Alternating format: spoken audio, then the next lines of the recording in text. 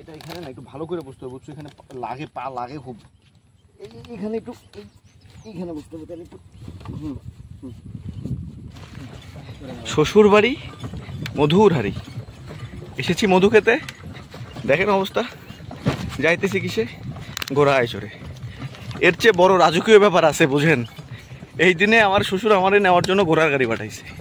আগেরকার দিনে রাজা বাচ্চারা যেমন করতো, তাদের জামাইকে নেওয়ার জন্য ঘোড়া, আমার শ্বশুর আমার জন্য পাঠাইছে ঘোড়া। সুন্দর না ব্যাপারটা? 21শ শতাব্দীতে আমি আমার শ্বশুর বাড়ি যাই ঘোড়ার গাড়িতে চড়িয়া।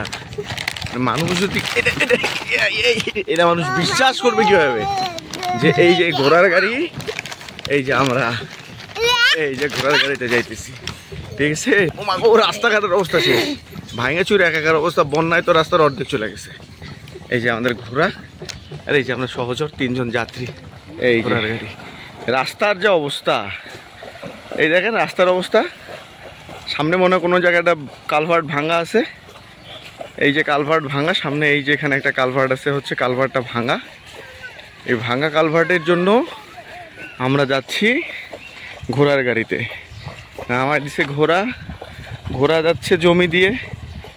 তুমি ওখানে ক্ষীরমনের এটা রাখছো না? এই যে আমাদের গাড়ি, এই যে হচ্ছে অবস্থা। এই জীবনে এভাবেই চলছে। এই যে আমাদের কালভার্ট, এই যে আমাদের কালভার্ট।